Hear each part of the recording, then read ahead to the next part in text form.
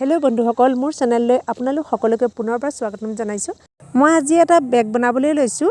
একো কিনিবই নালাগে, একেবাৰে খুব সহজে বেগটো বনাব পাৰি। ঘৰতে থকা কাপোৰেই বনাম।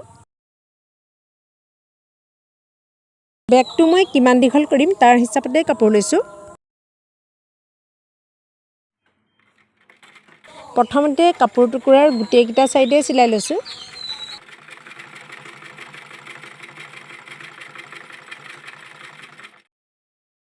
বেগটোৰ মাজৰ অংশত দিবৰ কাৰণে এইটো চেপতে মই কাপোৰ কাটি লৈছো। প্ৰথমতে এখন ডাঠ কাগজ কাটি লৈছো আৰু তাৰ ওপৰত মানে ডাঠকৈ কাপোৰ লগাই দিছো।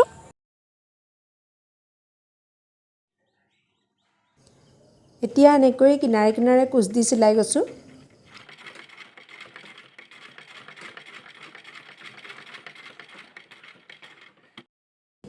এতিয়া বেগটোৰ ৰছীডাল হেং কৰিবৰ কাৰণে এখন কাপোৰ লগাই দিছো। মানে কাপোৰখনেই ৰছীডাল ধৰি ৰাখিব। এতিয়া চিলাই দিলত এনেকুৱা হ'ল।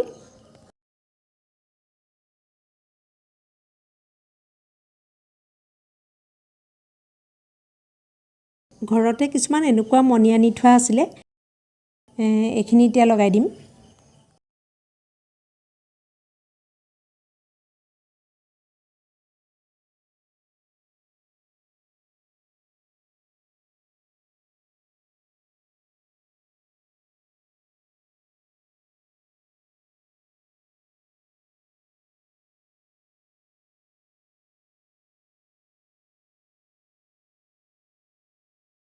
এনেকৈ গোটেই বেগটোতে লগাই দিলো।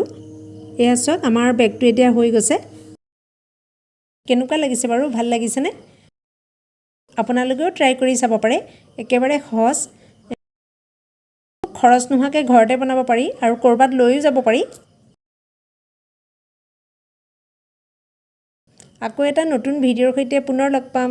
নমস্কাৰ।